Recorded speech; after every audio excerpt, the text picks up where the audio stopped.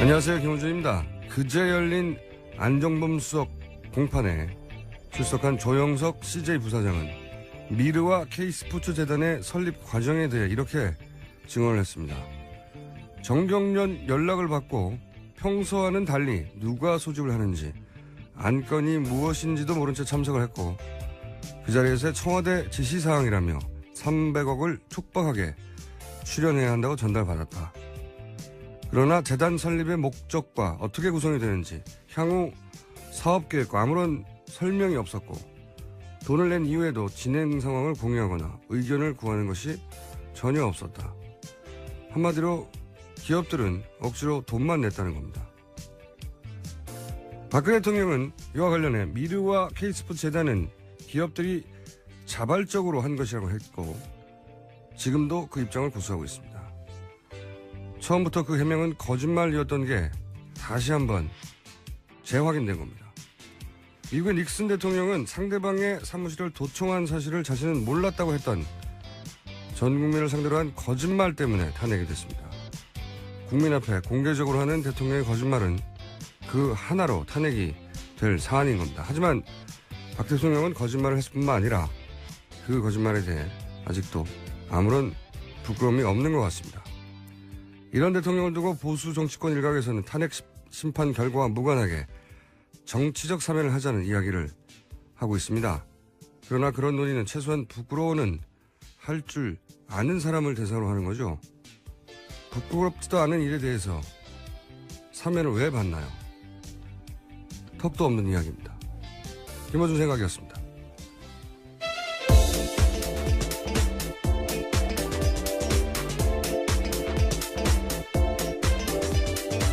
네, 브리핑 시작 전에 남산 3호 터널 교통사고로 시내 방향 일부 통제되고 출근길 혼잡이 심하다고 하는 긴급 교통정보 소식이 있어서 먼저 전해드립니다. 네. 어제 눈비 때문에 도로가 많이 미끄러워서 사고가 있는 것 같습니다. 운전 조심하시고요. 시사인의 김은지입니다. 안녕하세요. 네, 안녕하세요. 네, 오늘 휴가 가장 많이 꼬인 날입니다. 목요일이죠. 네. 혀가 가장 많이 꼬인 날 아침. 자, 어제 오후 내내 이제 헌재에서 여러 가지 액션이 있었어요. 네. 네, 정말 좀 보기 힘든 액션들이었죠. 네. 퍼포먼스로 보입니다. 거의 퍼포먼스에 가까운. 예. 간추려 전해주십시오. 네, 탄핵 심판의 최종 변론이 박 대통령 대리인단의 요청으로 당초 내일에서 27일로 연기됐습니다. 연기가 또 되고 또다시 이제 27일로 연기가 네, 됐어요. 여기까지 밀렸죠. 예. 27일이라고 하면 3월 13일이 이정미 재판관의 마지막 날이니까 예, 퇴임 날이죠. 이 이전에 이제 선고를 해야 한다고 하는 요청이 여론조사에 의하면 70%가 넘어요. 그런데 딱 2주입니다.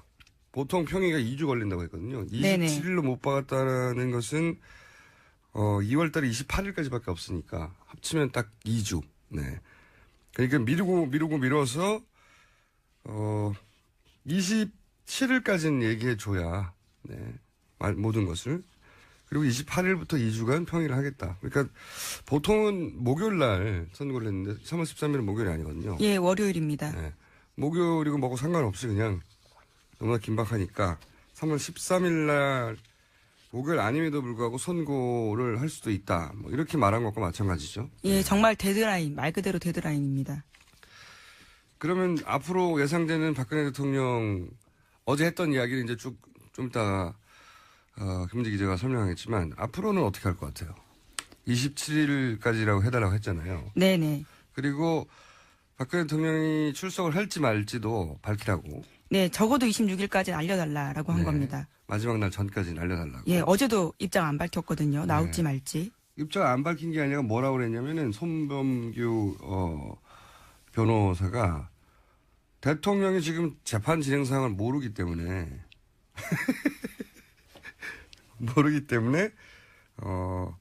본인들도 의논을 해봐야 한다. 이게 지금 며칠째 진행된 전 국민이 다 아는데 당사자인 대통령을 모른다는 이유로 저는 또 26일 혹은 27일에 와서 27일까지 모든 걸 끝내자고 했는데 26일이나 27일 날 대통령이 나온다. 나오긴 나오는데 3월 2일이나 3일쯤이나 나올 수 있을 것 같아요. 예, 계속 그 주장하고 있습니다. 네. 2일, 3일. 예. 그래서 3월 3일 날 나오겠다. 이런 식으로 또 한번 연기해달라고 요청할 것이고 안 된다고 하면 아니 이 탄핵 심판의 당사자가 나온다는데 왜 안 된다고 하느냐. 그 얘기를 하면서 또다시 밀어달라고 할 거예요. 또다시. 90% 이상의 확률로 그럴 거라고 저는 전망합니다. 그러나 실제는 안 나올 거예요. 네, 나와달라는 이야기 정말 재판 시작 때부터 했거든요. 근데 아직까지도 입장을 못 정했다고 하는 게. 말이 안 되죠. 예. 이게 어쨌든 지연시키려고 어떻게든 지연시키려고 저희가 어제 봤던 액션들이 마지막이 아니다. 더 심한 액션이 또 있을 것이다라고 생각이 되는데 어제 있었던 일들을 간략하게 정리해 주세요. 네, 어제 갑자기 탄핵 심판 사건의 주심인 강일원 재판관에 대해서 박 대통령 쪽에서 기피 신청을 냈습니다. 강 재판관이 편파적이고 독선적이고 고압적으로 증인 신문한다라는 건데요. 하지만 이러한 시도는 15분 만에 각하됐습니다. 네, 이건 뭐 뻔한 거니까요. 지연시키려고 하는 것은 이것은 뭐 한두 번 등장하는 게 아니니까 이런 여러 가지 전술들이. 예. 근데 어제는 이제 기피 신청이라는 전술까지 등장을 했다가 각하됐고. 네, 심지어 이정미 소장 대행이요 직접 그런 말을 했습니다. 오직 심판 지연의 목적으로 보인다라는 거죠. 너무 당연하니까. 예. 너무 바보라도 알 정도로 너무 당연하니까 이런 얘기가 있었고. 그리고 이제 대통령 변호인 측에서 이런 막말을 해도 되나 싶은 막말을 많이 했어요. 네, 강일원 재판관에 대해서요 이렇게까지 말했습니다. 당뇨 변호사로 이름을 알린 김평웅 변호사가요. 강일원 재판관은 법관이 아니라 국회 측 수석 대변인이다. 이렇게까지 말했습니다. 그러자 언행 조심하라고 이정미 대행이 말을 끊었거든요. 그러니까 김 변호사가 이것 좀 죄송하게 됐네 라면서 비꼬듯이 대답했습니다. 네. 법정에 세보신 분이 많이 없겠지만, 네. 김은지 기자는 피고로 법정에 서본 적은 있어요? 예, 증인으로 가본 적은 있습니다. 증인과는 달라요. 예. 당사자로 법정에 서보면 누구나 알게 되는데, 이 법정에서는 아무도 판사에게 함부로 못합니다. 왜냐하면 유일한 권한을 가지고 있거든요. 감옥으로 보내냐, 무죄로 내리냐. 그러니까 변호사가 판사를 이렇게 모욕하는 일은 재판 결과를 내가 반드시 망쳐버리겠다. 그것도 아주 단호하고 거의 호연지기 수준으로 결심을 해야지 가능한 일입니다. 재판을 스스로 망치겠다고 정말로 결심하지 않는 한 이런 일은 절대 일어나지 않거든요. 네, 일반 재판이라면 감치될 만한 사항입니다. 그렇죠. 예. 만약에 형사재판에서 재판관한테 이런 식으로 얘기를 하면 재판관이 감치시켜버려요. 한 달 동안. 법정 모독이라고. 네, 실제로 모독이죠. 예. 모독이죠. 예, 예. 예. 이렇게 비꼬기도 하고 반말로 비꼬는 게 어딨어요. 말도 안 되는 거고요. 그리고 당신 저기 누구 대리인 아니야? 말도 안 되는 행위를 하는 거예요. 말도 안 되는 행위를. 그리고 또 그 정도가 아니라 또 이상한 말도 했잖아요. 왜 약한 여자 편을 안 드냐고. 네, 법관은 약자를 생각하는 게 정도다라고 이야기를 하면서요. 약한 여자 하나의 편을 드는 게 아니라 똑똑하고 강한 변호사 힘 보태주는 게 법관이 할 일이 아니다. 뭐 이런 이야기까지 여기서 했습니다. 약한 여자 하나가 박근혜 대통령을 의미하는 겁니다. 박근혜 대통령 지금 대통령 탄핵 심판하는데 아니 그 약한 여자 왜 편을 안 들어줘 당신들이라고 헌법재판관들한테 얘기를 하는 거예요. 말이 안 되잖아요. 네. 말도 안 되는 거죠. 논리에서 밀리니까 이제 억지를 쓰기 시작하는 건데요. 심지어 이런 말까지 했습니다. 재판관 9명을 채워서 선고해야 한다라는 주장인데요. 잘못하면 내란 사건 벌어질 수도 있다라는 식의 선동하는 말까지 한 겁니다. 9명을 채우자는 얘기는 연기하자는 얘기죠. 이게 전부 다 이 정도를 넘어선 수준이 아니라 상상할 수 없는 정도의 발언이거든요. 예. 왜 이렇게 할까? 왜? 중요한 건. 이제 여기 대한변협 회장 출신도 있고요. 네, 김평우 변호사가 그렇습니다. 네. 헌재 재판관 출신도 있습니다. 이분들이 바보라서 이러는 게 아니라는 거죠. 이걸 너무 황당하다라고만 감상을 이야기할 게 아니라 왜 그러느냐 따져보자 이거죠. 왜? 이분들이 공부할 만큼 공부하고 어떤 조직의 장도하고 헌법재판관 정도로 올라갈 정도로 바보가 아니에요. 왜 그럴까? 둘 중에 하나겠죠. 어차피 탄핵된다. 2판 4판이다. 더 이상 조심할 게 없다. 이렇게 해석하는 분들이 꽤 있더라고요. 네. 어차피 2판 4판이라서 막 나가는 거 아니냐. 이렇게 생각하시는 분들이 꽤 있던데 그렇게 보이니까요. 네, 불복의 근거를 만들고 있는 게 아니냐라고 네. 보이긴 합니다. 근데 헌재 판결을 분복할 방법은 없어요, 법적으로. 근데 저는 그렇게 생각하지 않아요. 그렇게들 해석을 많이 하는데, 이게 분위기가 안 좋기 때문에 어차피 2판 4판이라고. 근데 이제 판결은 말이죠. 마지막 순간까지 어떻게 될지 모르기 때문에, 마지막까지 좋은 인상을 주려고 하는 게 변호인의 직업적 본능이에요. 기본 자세죠. 자기 의뢰인을 생각한다면요. 네. 변호인은 마지막까지 판사를 향해서 호소하고 마지막까지 눈치를 보는 게 모든 법정의 일반적인 상식이고 그래요. 그러니까 어차피 2판 4판이라는 걸 어떻게 합니까? 20일이나 남았는데. 말이 안 되고요. 저는 그렇게 해석하는 분들은 하도 이해가 안 가니까 그렇게 해석한다고 보는데 그러니까 어떻게 될지 모르는 걸 미리 포기한다. 말이 안 되는 겁니다. 변호사업을 한두 해 하신 분들도 아니고요. 저는 좀 달리 보는 것이 혹시 이 행위가 이미 기각할 사람 혹은 인용할 사람 이런 판사에 대한 정보를 확보했다고 스스로 믿고 있는 게 아닐까. 그래서 예를 들어서 강일원 그 주심요? 주심이라든가 이정미 헌재소장에 대해서는 권한대행, 예. 이분들은 어차피 인용할 뿐이라고 하는 정보를 가지고 있고, 예. 그러니까 정보를 실제로 가지고 있냐 아니냐가 중요한 게 아니라 본인들은 가지고 있다고 생각하는 게 아닐까. 그래서 이제 몇몇 분들한테는 잘 보일 필요가 없고, 그리고 자기들이 생각하기에 이미 기각할 판사들은 이렇게 있다. 그런 정보를 가지고 이제 남은 목적에 집중하는 거죠. 남은 목적이라는 건 탄핵 심판을 어떻게든 지연시키려고. 그리고 탄핵 심판이 부당하게 진행된다는 인상을 주려고. 그리고 그렇게 해서 친박 집회라고 불러야 맞다할 것 같은데 맞불 집회에 네네. 나오시는 분들을 더 자극하고 결집시킬 목적. 이 목적에 집중하는 거죠. 나머지 80%의 국민들에게는 황당해 보이는데 그렇게 해석해야 맞는 게 아닌가. 예, 실제로 해당 변호인들이 그 집회에 나가서 굉장히 센 발언들을 더 하고 있습니다. 그러니까 그 집회에 자주 나가거나 그분들이 많이 나간다고 탄핵이 기각되는 게 아니잖아요. 네네. 저는 이분들이 이렇게 황당해 보일 수 있는 행위를 계속하는 이유는 이분들이 황당해 보이긴 하지만 바보는 아니거든요. 예. 목적이 분명한 행위인데 그렇게 해석해야 되는 게 아닌 게 맞는가. 아니, 말이 또 꼬이네요. 그렇게 해석하는 게 맞는 게 아닌가. 예. 저는 그렇게 생각을 해봅니다. 자, 여하간 이 행위는 앞으로도 계속될 것 같다. 예. 대통령이 나오냐 안 나오냐 가지고도. 다음 뉴스는요? 네, 어제 또 대통령. 그 전에 예. 제가 오늘 단독 하나 할까 합니다. 예. 이거 단독이에요. 뭐냐면, 제가 문재인 캠프, 여러 캠프하고 제가 연락을 자주 하는 편인데, 무슨 일이 어떻게 돌아가느냐. 문재인 캠프에서 그저께부터 문재인 전 대표에게 경호 인력을 배치한다는 얘기를 들었어요. 제가 처음 들어보시죠. 그저께부터입니다. 그전에는 없었거든요. 그래서 제가 그 캠프 관계자에게 물었어요. 아니 뭐 본격 대선도 아닌데 무슨 웬 오바를 하냐고. 경호 인력을 배치하냐고. 대통령 놀이한다는 소리 딱 듣기 좋다고. 네, 오버하지 말라고. 그런데 이제 그럴 일이 있다는 거예요. 갑자기 뭔가 이상하잖아요. 그럴 일이 있다는 게. 그래서 제가 계속 캐물었어요. 근데 처음에는 이제 말을 안 하다가 그렇다고 제가 그냥 끊을 사람이 아니었습니까? 계속 캐물었죠. 네. 결국은 무슨 얘기가 나왔냐면 보수단체 특공대 운운하면서 뭔가 이렇게 테러를 가할 첩보를 입수했다. 그러는 거예요. 그래서 제가 처음에는 웃었어요. 뭐 이렇게 바보 같은 짓을 하겠냐고. 그게 무슨 그 보수 지지율 도움이 되겠냐고.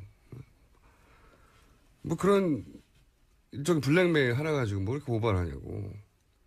근데 이제 굉장히 진지하고 상당히 구체적으로 뭐 일시라든가 사람 이름까지 등장을 했다. 그 제보가 대단히 구체적이어서. 그래서 캠프가 고심을 하다가 이걸 이제 공개적으로 문제 삼지 말고 조용히 경호 대책을 세우는 것으로 결론을 냈다. 자체적으로. 하지만 말씀하셔서 네. 예, 조용히 대책을 세웠지만. 저는 이제 이 자체가 문제라고 생각하는 거죠. 그러니까 이거는 더 이상은 입을 다물어서 제가 구체적으로 알 수는 없는데 이걸 안 하니까 확인할 필요가 있다고 봅니다. 이게 언론에서 확인할 필요가 있다고 생각하는 게 이게 그냥 누구의 장난이라고 하더라도 장난이라도 이런 일이 있어서는 안 되잖아요. 정말 그런 일이 도모된 적이 있는지 아니면 그냥 장난인지 이건 후보가 누구인지 상관없이 절대 있어서는 안 되는 일이기 때문에 네, 그렇죠. 저는 더 이상 알아내지 못했어요. 근데 이거 확인해 볼 필요가 있다. 캠프에 계속 연락하고 그러면 뭔가 공식적인 입장이 나오겠죠. 굉장히 심각하게 저는 받아들입니다. 장난이라 하더라도. 그래서 경호 어젠가 그저께부터 경호 인력이 배치됐대요. 조용히. 네. 단독입니다. 저의. 아직 보도된 적이 있나 찾아봤는데 없어요. 단독 하나 해놓고. 테러라니요. 자. 내란이란 워딩까지 쓰고 있었습니다. 재판에서. 사실 이 집회에서 예, 그런 식의 강경한 발언들 뭐 총 쏴서 죽여야 된다거나. 예, 계엄 이야기도 하고요. 계엄 정도가 아니라 죽여야 된다. 뭐. 총을 쏴버려야 된다. 뭐. 그런 얘기는 많이 나오거든요. 이제 촛불 집회 같지 않아요. 그 집회 가면 죽여버려야 된다는, 총을 쏴야 된다는지, 뭐 내라는, 그런 얘기가 많이 나오긴 하는데, 특정 후보를 상대로 특공대를 조직해서 테러할 거라는 제보를 입수해서, 그걸 근데 너무 구체적이어서 장난이 아니라, 경호 대책을 실제로 세웠다는 건 이거 중요한 뉴스입니다. 저는 다른 캠프에도 한번 확인해 볼 만한 일이고, 문재인 캠프에도, 확인해봐야 한다. 저는 여기까지 알아냈습니다. 자, 다음 뉴스는요. 네, 뿐만 아니라 대통령 쪽에서요, 어제 증인을 22명 추가로 무더기 신청했습니다. 거기에는요, 정세균 국회의장, 김무성, 유승민, 나경원 의원도 들어가 있고요. 뿐만 아니라 박한철 전 헌재소장도 있었습니다. 물론 모두 기각됐습니다. 네. 계속 말씀드리지만 바보라서 이러는 게 아니다. 네. 정말 황당하네 할 게 아니라 왜 이러는 걸까? 이런다고 유리한 판결이 난다고 믿는 걸까? 바보인가? 이렇게 생각하다가 이판사판이구나 이렇게 결론을 내는 일이 아니라는 거죠. 의도를 그분들의 감정이입을 해서 그분도 치밀한 작전을 자기 나름대로 세워서 하는 걸 테니까요. 자, 계속 지켜보기로 하고요. 그리고 테러, 이거 말이 안 되는데요. 근데 굉장히 구체적이어서 이랬다고 하니까 이것도 앞으로 계속 짚어봐야 되겠습니다. 다른 캠프도 확인해보고. 자, 다음 뉴스 몇 가지 더 전할 시간이 됩니다. 몇 분 정도. 네. 예, 어제 헌법재판소에서 박근혜 대통령의 또 다른 거짓말도 들통났습니다. 최순실 씨 측근으로 꼽혔던 이동수, 신혜성 씨가 있는데요. 이 사람들이 KT에 취업하게 된 경위에 대해서 박 대통령은 지난 7일에 헌재의 최종 입장 밝히면서 자신이 그 사람들을 검토해보라라는 이야기 한 적은 있지만 특정 업체를 지정한 적은 없다. 예, 뛰어난 사람이어서 검토해보라고 했지만 예. 어디다 취직시켜달라고 한 적은 없다. 예. 이런 식으로 헌재에 냈죠. 예. 그런데 안종범 전 수석이 어제 증인으로 나와서요. 이를 부인했습니다. 박 대통령 말 반박한 건데요. 박 대통령이 두 사람이 입사할 회사로 KT를 콕 찍어서 지목했고 그리고 두 사람은 제대로 된 검증도 없이 들어갔다라는 겁니다. 이게 이제 여러 번 반복된 이야기인데 다시 정리하면 KT를 특정한 이유는 뭐냐면 이제 이분들을 KT에 입사시키라고 박 대통령이 얘기를 했고 그래서 KT 회장에게 그렇게 말해서 입사를 시켰고 그런 다음에 이 사람들한테 광고 담당으로 보직을 변경하라고 또 요청을 했고 그렇죠. 한 번 더. 예. 그래서 광고 담당으로 보직이 변경됐고 그런 다음에 플레이그라운드를 KT의 광고 대행사로 지정하라고 또 요청을 했고 네네. 회장에게 또 회장은 그렇게 해줬고 그렇게 한다. 그래서 이제 이 사람들이 KT에 들어가서 광고를 담당하고 KT의 광고 대행사로 지정이 된 플레이그라운드에게 광고를 주는. 네, 플레이그라운드는 최순실 씨 실소유 회사입니다. 네. 그러니까 자기 사람을 꽂은 다음에 그 회사에서 광고를 자기 회사로 빼낸 거죠. 그렇죠. 그런데 그 사람들을 누가 임명을 했느냐? 어떻게? 박근혜 대통령이 이 사람을 거기다가 입사시키라고 특정해서 지목했다고 안종범 수석은 얘기했고 대통령은 그런 기억이 없다. 그렇지 않다라고 말하면 거짓말이 드러난 거죠. 이게 황당한 거죠. 뛰어난 사람을 있다. 발견했다고 좋아요. 그 사람을 예를 들어서 어디 위원회 어디 무슨 공직에 임명하라 이럴 수는 있어요. 대통령이. 근데 왜 사기업의 광고 담당으로 취직을 시키라고 지정을 합니까? 심지어 보직 변경까지 지시하죠. 네. 입사시킨 다음에 보직을 광고 담당으로 변경하라고 요청합니까? 대통령이. 말도 안 되는 거죠. 아, 정말. 이런 뉴스는 볼 때마다 화도 나고 표현할 말이 없어요. 이건 방송용어로 부석업 하나 골 때리는 뉴스인 겁니다. 대통령이 이 사람 취직시킨 다음에 광고 담당자로 바꾸라고 한 다음에 그걸 최순실 회사 광고 회사를 거기다가 지정시켜가지고 광고를 빼먹는 말도 안 되는. 자, 한두 가지 더 제목을. 예, 또 어제 헌재에서 국회 쪽은 이렇게 이야기했는데요. 대통령과 최순실 씨가 문체부 예산 8천억 원 이상을 빼돌리려고 했고 이것은 사건이 터져서 드러나지 않았다라는 겁니다. 미르재단이나 K재단을 통해 돈을 빼돌린 게 없지 않느냐라는 게 변호 논리 중에 하나인데 예산이 이렇게 책정되어 있었다. 안 들켰으면 이 예산이 집행될 것이고 집행됐다면 그 돈이 최순실한테 흘러가는 구조. 예, 그렇죠. 그런 구조가 있었던 거죠. 네. 자, 돈과 최순실 씨 혹은 박근혜 대통령 관련해서 유관한 비슷한 뉴스 또 있는 게 있습니까? 오늘 짚고 넘어가야 될? 예, 어제 TV조선이 보도했는데요. 또 새로운 이권 개입 정황입니다. 최순실 씨가 사탕수수 찌꺼기인 당미를 이용해서 매년 수백억 원 챙기려고 했다라는 정황이 포착됐다라는 건데. 뭐라고요? 당밀? 예. 사탕수수 찌꺼기입니다. 새로운 게 나왔습니다. 네. 당밀, 이건 저 처음 보는 뉴스네요. 당밀. 예. 당밀을 이용해서 수백억 원을 챙기려고 했다. 이게 무슨 얘기입니다. 예, 당밀의 찌꺼기가요, 에너지원이 되나 봅니다. 그래서 철강 회사와 거래할 수 있는 것 같은데, 베트남 등 동남아시아에서 독점으로 수입해서 포스코가 사달라라는 거죠. 잘 이해가 안 가는 처음 나온 뉴스라서. 그러니까, 최순실 씨가 사탕수수 찌꺼기인 당밀을 이용해서 수백억을 챙기려 했다. 그런데 네. 알고 보면 당밀은 철강에 필요한 재료다. 네네. 그런데 이걸 포스코가 매년 수백억을 사들인다. 그런데, 그럼 이런 거군요. 대통령의 힘을 이용해서 포스코가 당밀을 수백억씩 수입하는데 그 독점 계약을 맺을 수 있으니까. 예, 자기와 관련된 회사예요. 네. 그러니까 독점 계약을 맺고 그다음에 이런 걸 수입하는 회사하고 이제 지분 얘기를 하겠죠. 내가 네네. 수익권 따서 너 줄게. 그러면은 거기서 지분을 주거나 아니면 거기다가 수익을 분배하자. 이런 계획이군요. 예, 실제로 그 김수현 2,000개 녹취 파일 중에 하나가 나오기도 하고요. 고원기획 내부 문건에도 있는 내용이라고 합니다. 새로운 게. 수사기간만 길면 상상하지 못한 분야에서 정말 많은 게 나올 것 같아요. 당밀 수입권을 가지고 이권을 챙기려고 했다는 걸 어떻게 알겠어요? 상상이나 했겠어요? 야, 대단하네. 철강 수출입하는 회사에다가 포스코로부터 자기들이 대통령 힘을 이용해서 따낸 예, 독점 사업권. 당밀 독점 사업권을 가지고 지분을 나눠달라고 하거나 지분을 나눠주거나 나중에 그 회사를 한번 통해서 세탁이 되는 거죠. 말하자면. 그 회사는 정상적으로 당밀을 수입해서 이득을 얻고 그 다음에 그걸 최순실 씨에게 이권으로 수익을 배분해서 나눠주면 우리는 알 수가 없죠. 쿠션인데요. 수익 쿠션. 당밀. 야, 처음 나온 거죠, 뉴스가. 네네. 저도 처음 봤습니다. 예. 이게 얼마나 더 있을까요? 굉장히 앞으로도 더 많을 거라고 생각하는데 오늘 당밀 하나 나왔습니다. 네. 대단합니다, 정말. 자, 오늘 여기까지 하겠습니다. 네, 내일 뵙겠습니다. 지금까지 시사인의 김은지였습니다. 감사합니다. 자, 화제가 된 게 하루 이틀이 아니기 때문에 화제의 코너라는 말은 더 이상 하지 않겠습니다. 네, 다들 아시기 때문에 바른정당의 이제는 사무총장이 되신 분입니다. 김성태 의원 나오셨습니다. 안녕하십니까? 예, 안녕하십니까. 김성태입니다. 네, 더불어민주당에 아직 아무런 직책이 없으신 안민석 의원님도 나오셨습니다. 네, 피가 끓끓어 솟는 아침입니다. 안민석 의원입니다.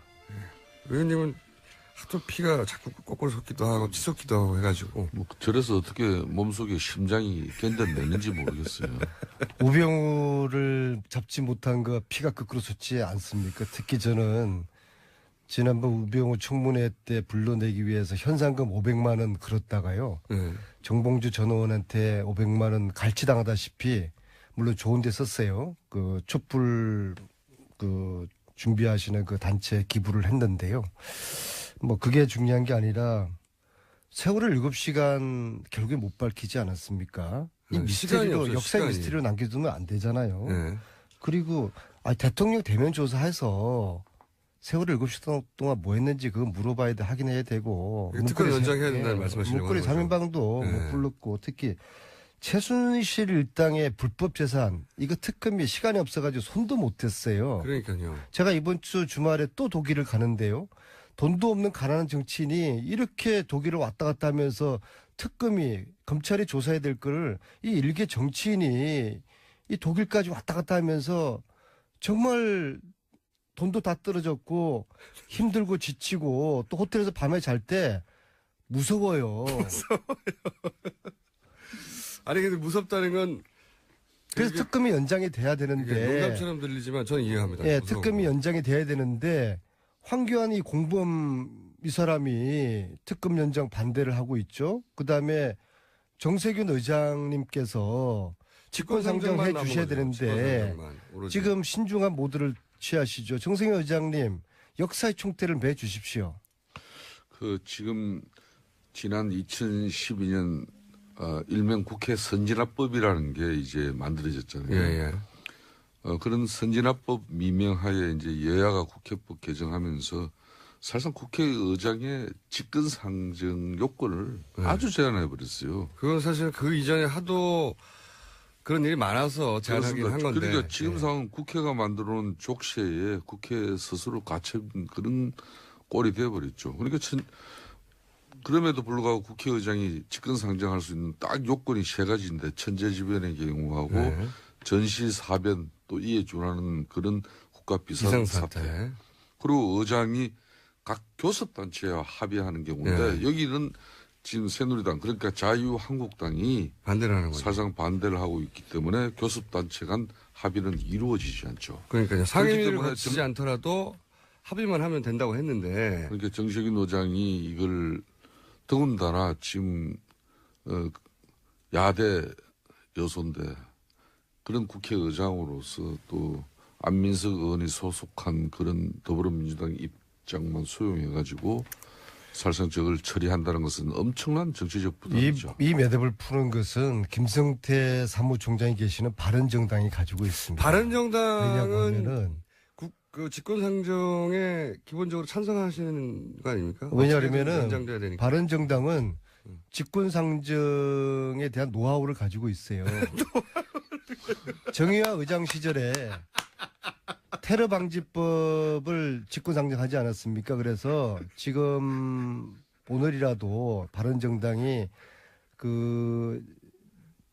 국회의장님을 찾아가서 우리 과거 테러 방지법 우리 했다. 예? 그리고 지금 아니 그때 하도 이것은- 민주당에서는 비난을 했으니까. 그러니까 바른정당이 오늘 찾아가시고 특히 요 방송 마치고 김성태 의원님하고 저라도 의장님 찾아가서 직권상정 요청 드리고 그리고 이 방송을 듣는 우리 교통방송 청취자들이 오늘 이제 2시부터 보내기 시작하거든요. 오늘 마지막이에요. 오늘 하루 종일 아닙니다. 다음 주 목요일 날도 기회는 한 번 더 있는데요.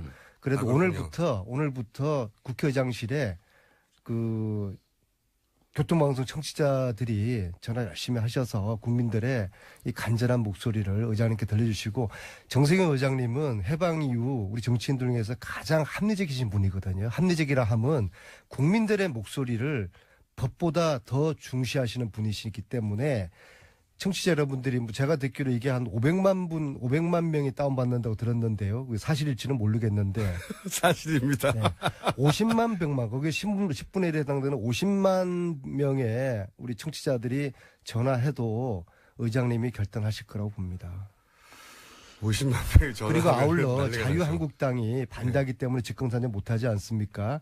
오늘부터 자유한국당은 순실이당으로 당명을 바꾸어야 될 것입니다.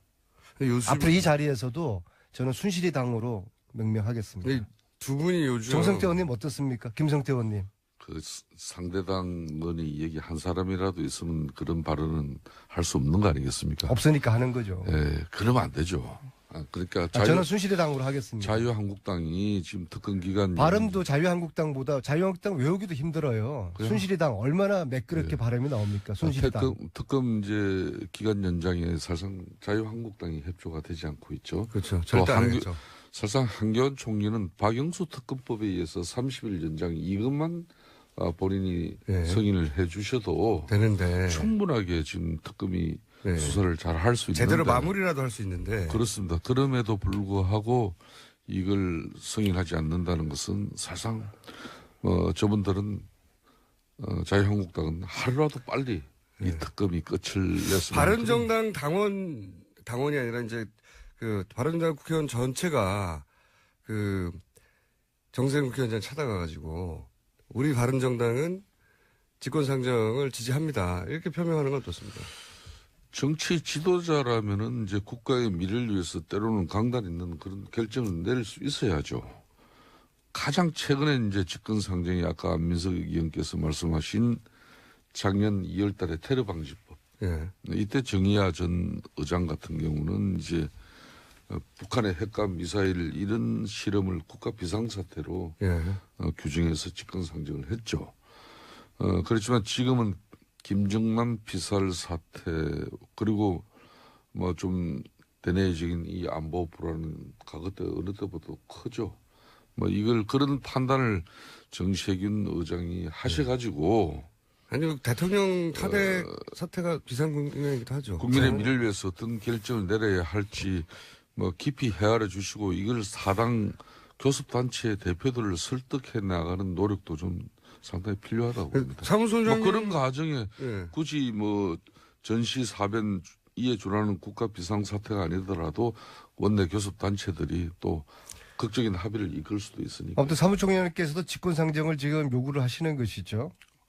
저는 제가 볼 그러니까 때는 이건 합의가 돼야 하니까 직권상정은. 남탓 하지 마시고요. 이게 명분보다도요. 물론 명분도 필요하겠지. 자유한국당이 끝까지 합의 안 해줘도 그러면 안 되는 겁니다. 이거는. 그러니까 정세균 국회의장을 탓할 수도 없어요. 아니 근데 헌법과 사무총장님 법률에 의해서 남탓할 게 아니라 보세요. 이게 기본적으로 박근혜, 황교안, 순실이당 이런 또 최순실 부역자 이런 세력들이 이거는 근본적으로 국민을 우습게 알고 국민을 가지고 노는 거 아닙니까? 이런 대통령과 부역자들에게 본때를 보여야죠. 그 본때를 어떻게 보이겠습니까?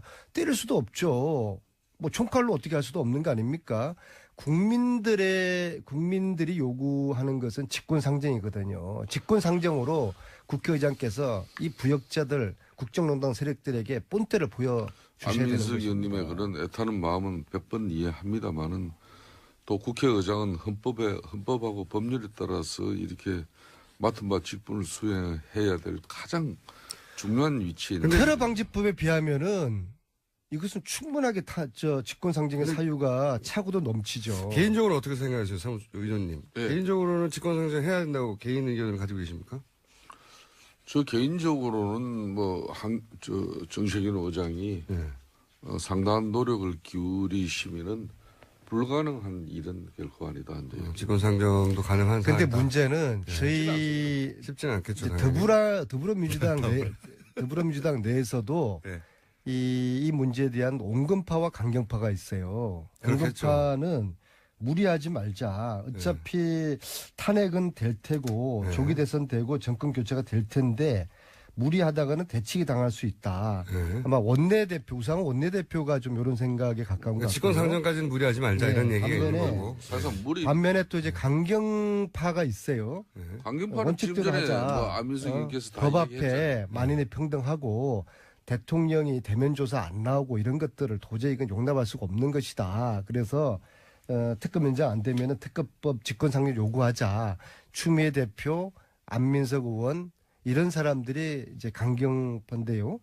오늘 1시 반에 의총을 해서 이 강온 사이에 이견을 조절해서 어느 정도 이 가닥이 당내에서 잡히게 될 것 같습니다. 당론이 직권상정이 아니냐. 본인 뜻대로 의총에서 내용이 잘 잡히지 않는다고 하더라도 안민석 의원께서는 사선 의원으로서 또 진중하게 이렇게 처신을 잘 해주시기 바랍니다. 아니, 법 앞에 만인은 평등하지 않습니까? 근데 이것을 무시하는 국정농단 세력을 단절을 해야죠. 국민들이 본때를 보여줘야 되죠. 직권상정 통해서. 그러니까 지금 안민석 의원께 한번 물어봅시다. 본인이 그동안 최순실 일가들이 독일을 비롯한 유럽 전역에 재산을 이렇게 은폐한 그런 부분에 대한 의혹을 가지고 그동안 많은 준비와 또 활동을 하셨지 않습니까? 그걸 찾아내기 위해서 그런 내용들을 박영수 특검팀에게 자료와 또 내용을 좀 전달했습니까? 지금은 밝힐 수 없고요. 지금 밝혔었고요. 왜냐하면은 제가 그럼 밝히는 앞으로- 순간 네. 또 박근혜 측 변호인단에서 별별 또 빌미를 잡고 꼬투리를 잡고 또 역공을 취할 거기 때문에 단지 제가 이 문제를 그 3년 거의 3년 가까이 되는데요. 추적을 해오면서 이제 특검이 수사하는 거를 제가 예의주시를 하면서 제가 느끼는 거는 전체 진실에 비하면은 많이 쳐봤자 절반 정도 지금 캐냈어요. 아니 근데 한 최동 반의 반 정도밖에 안 될 맞아요. 수도 한 있고요. 그럼 30% 나머지 밖에 이 안 된다. 진실을 그냥 묻히고 갈 것입니까? 그래서 저는 지난번에도 그래서 특검 연장이 꼭 해야 되는 것이죠. 작년 국정조사 특위 올 연초에도 할 때 저 많은 정보와 자료들을 특검팀에게 이게 하루라도 빨리 제출되어져서 특검팀 근데- 인력을 좀 수사 인력을 보강해서라도 저 문제를 다뤄야 하는데 제가 지금 말씀드릴 저 수 있는 중요한- 것은요. 특검하고 저하고 관계를 제가 여기서 밝힐 수는 없고요. 제가 지금 말씀드릴 수 저 있는 중요한 것은 이슈를 제 저 사람 주머니에 혼자서 있던 제 주머니에 있던 자료라든지 퍼즐 조각은 지금 하나도 없다. 제 상당 주머니에 정도 하나도 전달됐어요? 없다. 그리고 네. 지금 제 주머니에 채우고 있는 것은 최순실의 해외 재산인데 이 재산 추적하는 것은 지금 상당히 많이 돼 있어요. 저희들이 저뿐만 아니라 팀이 같이 하고 있는데 그런데 지금 등장인물이 한 300명이 되고 페이퍼 컴퍼니가 4,500개가 나오는데요. 저희들이 조사권과 수사권이 없으니까 이것은 저희들이 더 이상 확인을 할 수가 없어요. 그래서 이건 또 재산을 조사하고 몰수하기 위한 특별법이 필요한 것인데 그 특별법조차도 순실에 당해서 분명히 반대를 하겠죠. 그러면은 이 뿌리에 해당되는 지금 특검에서 밝히고 있는 것은 벌레 먹은 가지만 지금 제거하는 것이거든요. 그러니까- 정작 이 뿌리를 지금 전혀 건드리지 못하고 있어요. 아니, 재산인데 자유한국당이요, 이거 어떻게 할 겁니까? 그러니까 은폐 자산이나 도피한 그 자산들의 실체와 규모, 내용 이런 것들을 좀 특검 수사한 영역에서 수사 인력을 보강해서 저는 했어야 됐다고 봐요. 근데 그렇지 않고 지금 국회는 이미 최순실 일가 재산 압수하는 몰수하는 법이 올라가 있지 않습니까? 그죠? 근데 막상 이 내용이 안 나오고 있는 거예요. 그 내용은 지금 많은 언론이나 우리 국민들 입장에서는 안민석 의원이 지난 몇 년 동안 이런 많이 수집이 돼 있고 뭔가 나올 것이다 이런데 왜 아직도 그걸 사무총장님께서 요즘 바쁘셔가지고 공부를 제대로 안 하시는 것 같아요. 네. 특검법 14개 조항에 보면은 네. 최순실의 불법 은닉 재산을 조사하는 조항이 있는데 그렇죠. 이게 지금 1, 2, 3, 4팀이 있지 않습니까? 네. 최순실 재산 조사하는 것들은 이 팀 내에 구성이 안 돼 있어요. 그래서 그러니까 제가 한 이야기예요. 그러니까- 수사 인력 보강이 필요했었거든요. 차라리 그래, 그걸 네. 우리가 진작에 요청했어야 되는 건데 아니 근데 또 이 그걸 우리가 애면했어요. 그게 돈을 추적하는 게 쉽지가 않다고 해요. 오래 걸린다고 해요. 거기는 국세청 최소한 뭐 1년이 네. 걸리는 것인데요. 그래도 국세청 공정이 뭐 이런 단서들을 몇 개 네. 중요한 지금 단서들 발견된 것들은 하려면 할 수 있는데 근데 지금의 특검의 인력이나 시간 한계 때문에 이게 손을 전혀 못 들어가고 이재용 있거든요. 부회장 그러니까 그 영장 재청구하는데 모든 인력이 2주간 투입됐다고 하니까 또 그러니까 감옥에서 최순실은 웃고 있죠. 아니 그래서 제 말은 궁금한 것은 연장해야 되는데 방법이 직권상정밖에 없는데 직권상정에 대해서 정세균 의장이 부담을 느끼는 것까지는 이해했어요. 그럼에도 불구하고 직권상정을 하게 만드는 힘은 결국은 국민들이 이걸 원한다고 뭐 엄청난 숫자의 국민들이 원한다는 걸 알려드리고 그리고 정치권 내에서도 노력하고 이거밖에 없지 않습니까? 바른정당이 정세균 의장한테 직접적으로 이걸 요청할 생각은 없으신가요? 뭐 지금 뭐 저희들도 정세균 의장 이 방송 마치면은 이제 안민석 의원과 특검 기간 연장 이 특검법에 대해서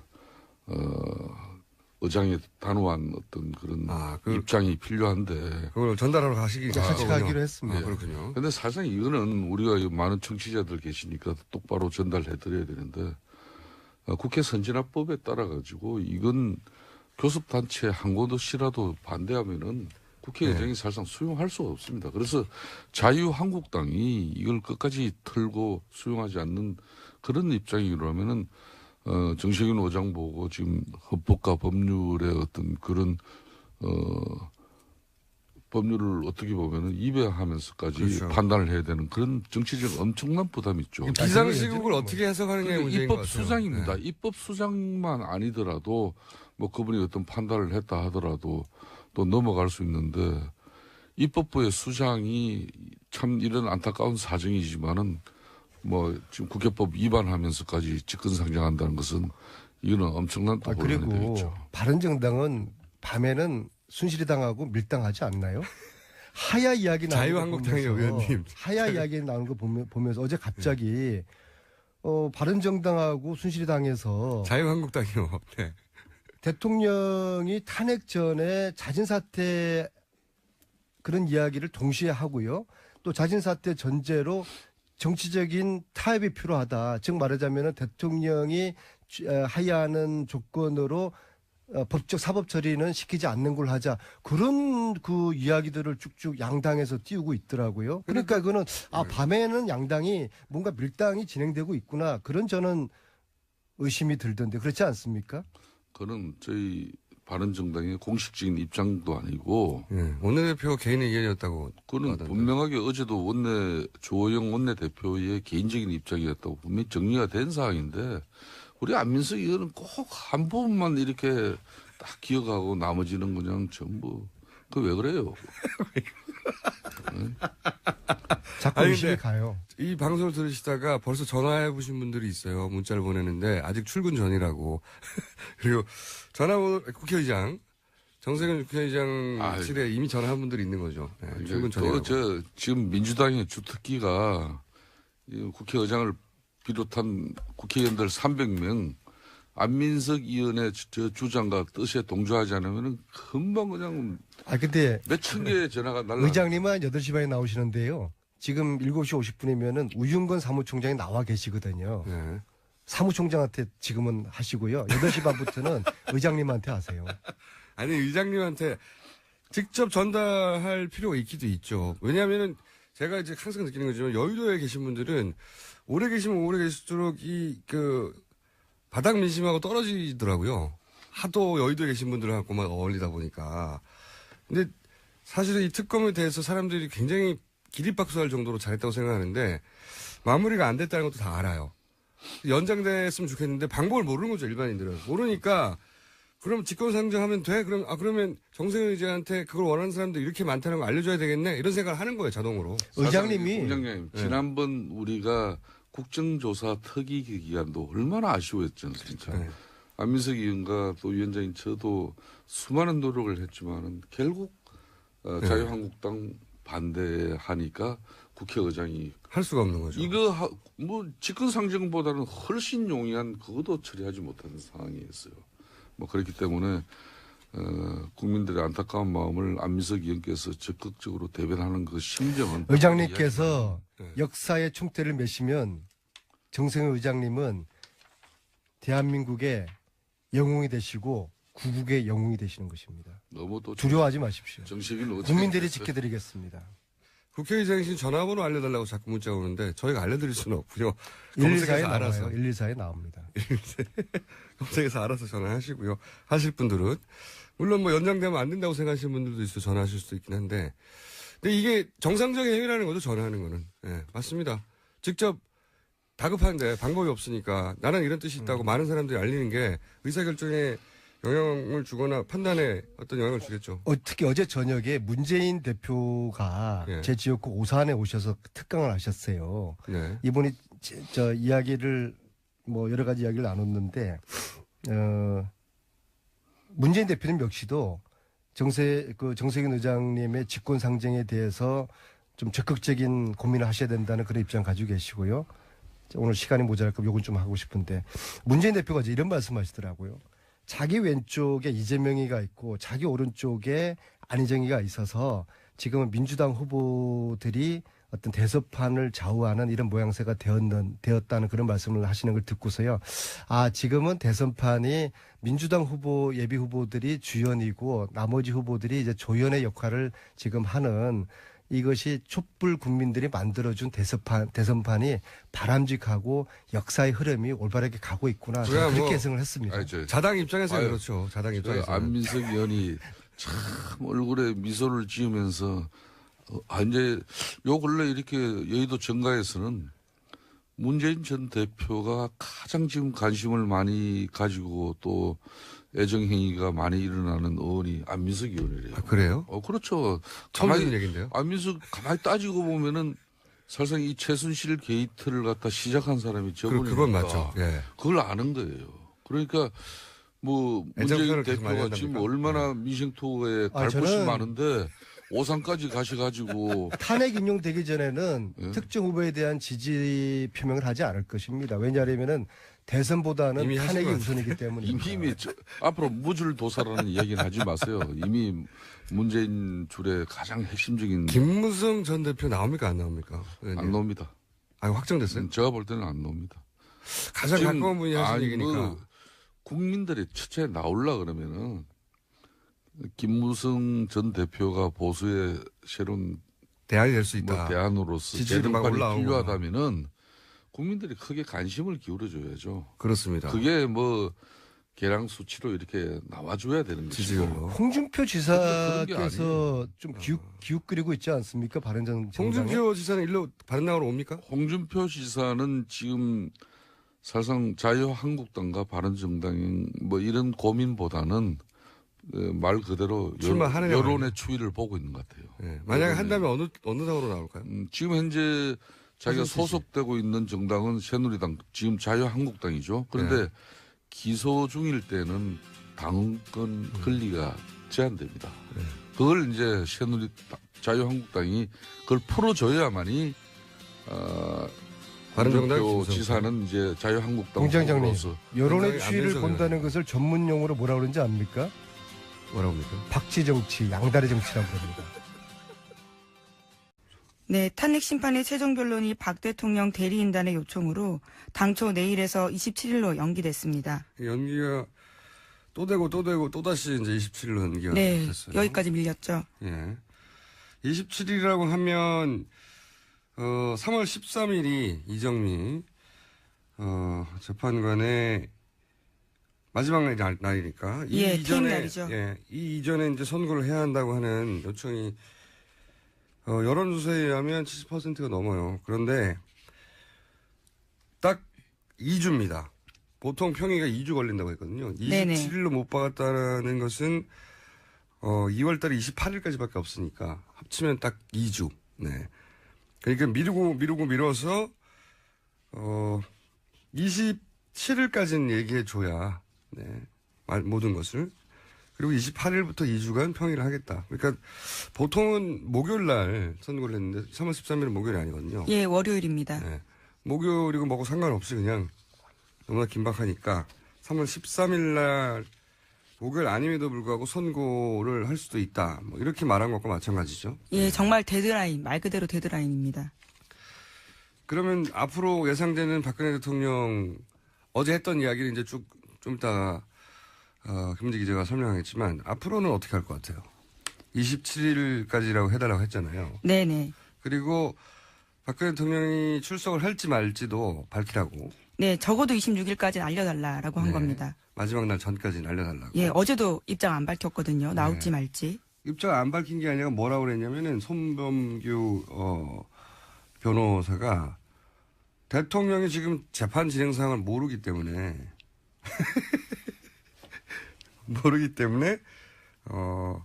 본인들도 의논을 해봐야 한다. 이게 지금 며칠째 진행된 전 국민이 다 아는데 당사자인 대통령을 모른다는 이유로 저는 또 26일 혹은 27일에 와서 27일까지 모든 걸 끝내자고 했는데 26일이나 27일 날 대통령이 나온다.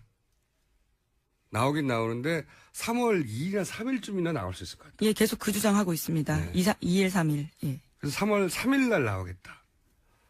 이런 식으로 또 한번 연기해달라고 요청할 것이고, 안 된다고 하면, 아니, 이 탄핵 심판의 당사자가 나온다는데 왜 안 된다고 하느냐. 그 얘기를 하면서 또다시 밀어달라고 할 거예요. 또다시. 90% 이상의 확률로 그럴 거라고 저는 전망합니다. 그러나 실제는 안 나올 거예요. 네, 나와달라는 이야기 정말 재판 시작 때부터 했거든요. 근데 아직까지도 입장을 못 정했다고 하는 게. 말이 안 되죠. 예. 이게 어쨌든 지연시키려고, 어떻게든 지연시키려고 저희가 어제 봤던 액션들이 마지막이 아니다. 더 심한 액션이 또 있을 것이다라고 생각이 되는데, 어제 있었던 일들을 간략하게 정리해 주세요. 네, 어제 갑자기 탄핵 심판 사건의 주심인 강일원 재판관에 대해서 박 대통령 쪽에서 기피 신청을 냈습니다. 강 재판관이 편파적이고 독선적이고 고압적으로 증인 신문한다라는 건데요. 하지만 이러한 시도는 15분 만에 각하됐습니다.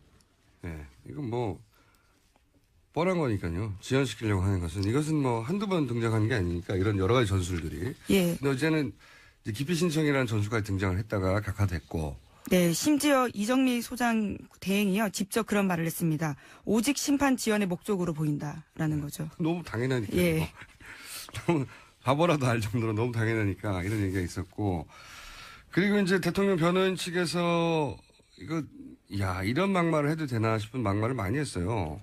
네, 강일원 재판관에 대해서요 이렇게까지 말했습니다. 당뇨 변호사로 이름을 알린 김평욱 변호사가요. 강일원 재판관은 법관이 아니라 국회 측 수석 대면인이다. 이렇게까지 말했습니다. 그러자 언행 조심하라고 이정미 대행이 말을 끊었거든요. 그러니까 김 변호사가 이거 좀 죄송하게 됐네 라면서 비꼬듯이 대답했습니다. 네.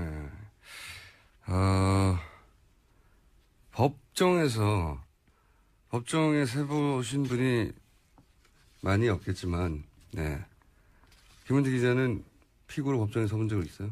예, 증인으로 가본 적은 있습니다. 증인과는 달라요. 예. 당사자로 법정에 서보면 누구나 알게 되는데, 이 법정에서는 아무도 판사에게 함부로 못합니다. 왜냐하면 유일한 권한을 가지고 있거든요. 감옥으로 보내냐, 무죄로 내리냐. 그러니까 변호사가 판사를 이렇게 모욕하는 일은 재판 결과를 내가 반드시 망쳐버리겠다.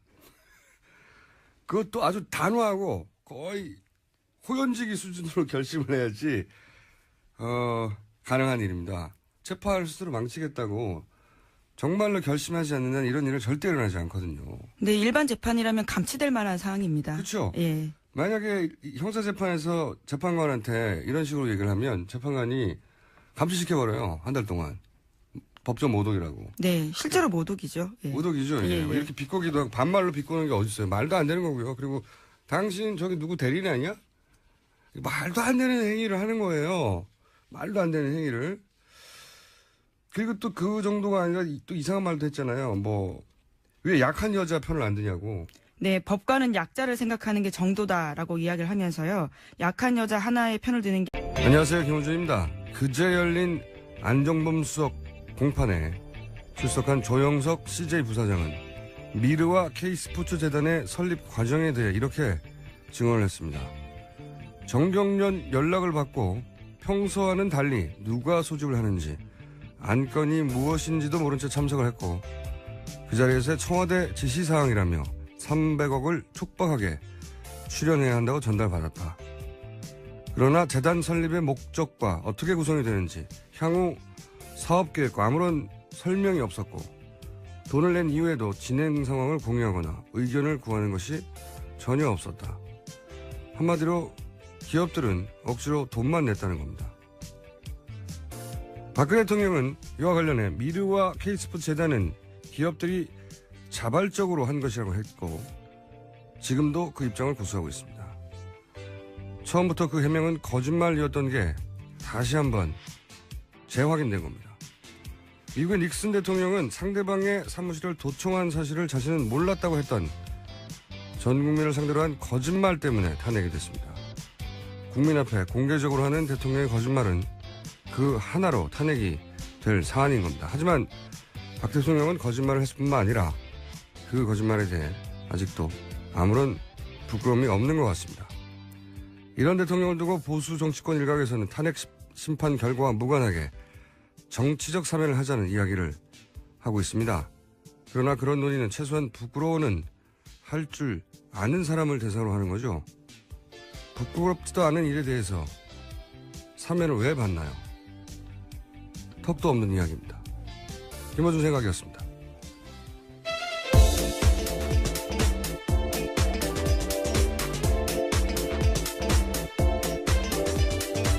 네, 브리핑 시작 전에 남산 3호 터널 교통사고로 시내 방향 일부 통제되고 출근길 혼잡이 심하다고 하는 긴급 교통정보 소식에서 먼저 전해드립니다. 네. 어제 눈비 때문에 도로가 많이 미끄러워서 사고가 있는 것 같습니다. 운전 조심하시고요. 시사인의 김은지입니다. 안녕하세요. 네, 안녕하세요. 네, 오늘 휴가 가장 많이 꼬이는 날입니다. 목요일이죠. 네. 혀가 가장 많이 꼬이는 날 아침. 자, 어제 오후 내내 이제 헌재에서 여러 가지 액션이 있었어요. 네. 네, 정말 좀 보기 힘든 액션들이었죠. 퍼포먼스로 보입니다. 거의 퍼포먼스에 가까운. 예. 간추려 전해주십시오. 이게 아니라 똑똑하고 강한 변호사 힘 보태주는 게 법관이 할 일이 아니다. 뭐 이런 여기서 이야기까지 약한 했습니다. 여자 하나가 박근혜 대통령을 의미하는 겁니다. 박근혜 대통령 지금 대통령 탄핵 심판하는데 아니 그 약한 여자 왜 편을 안 들어줘 당신들이라고 헌법재판관들한테 얘기를 하는 거예요. 말이 안 되잖아요.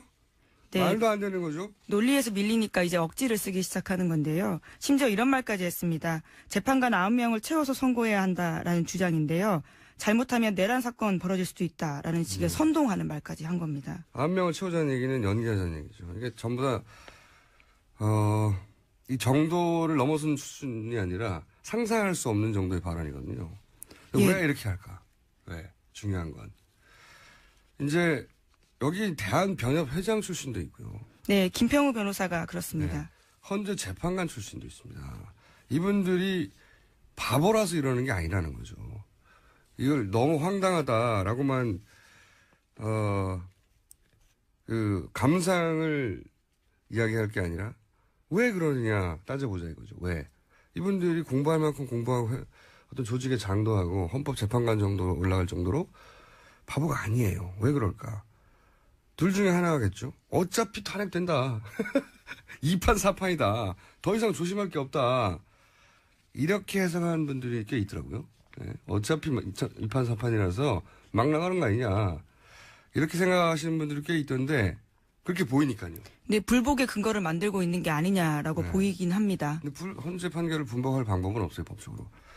근데 저는 그렇게 생각하지 않아요. 그렇게들 해석을 많이 하는데, 이게 분위기가 안 좋기 때문에 어차피 2판 4판이라고. 근데 이제 판결은 말이죠. 마지막 순간까지 어떻게 될지 모르기 때문에, 마지막까지 좋은 인상을 주려고 하는 게 변호인의 직업적 본능이에요. 기본 자세죠. 자기 의뢰인을 생각한다면요. 네. 변호인은 마지막까지 판사를 향해서 호소하고 마지막까지 눈치를 보는 게 모든 법정의 일반적인 상식이고 그래요. 그러니까 어차피 2판 4판이라는 걸 어떻게 합니까? 20일이나 남았는데. 말이 안 되고요. 저는 그렇게 해석하는 분들은 하도 이해가 안 가니까 그렇게 해석한다고 보는데 그러니까 어떻게 될지 모르는 걸 미리 포기한다. 말이 안 되는 겁니다. 변호사업을 한두 해 하신 분들도 아니고요. 저는 좀 달리 보는 것이 혹시 이 행위가 이미 기각할 사람 혹은 인용할 사람 이런 판사에 대한 정보를 확보했다고 스스로 믿고 있는 게 아닐까. 그래서 예를 들어서 강일원 그 주심요? 주심이라든가 이정미 헌재소장에 대해서는 권한대행, 예. 이분들은 어차피 인용할 뿐이라고 하는 정보를 가지고 있고, 예. 그러니까 정보를 실제로 가지고 있냐 아니냐가 중요한 게 아니라 본인들은 가지고 있다고 생각하는 게 아닐까. 그래서 이제 몇몇 분들한테는 잘 보일 필요가 없고, 그리고 자기들이 생각하기에 이미 기각할 판사들은 이렇게 있다.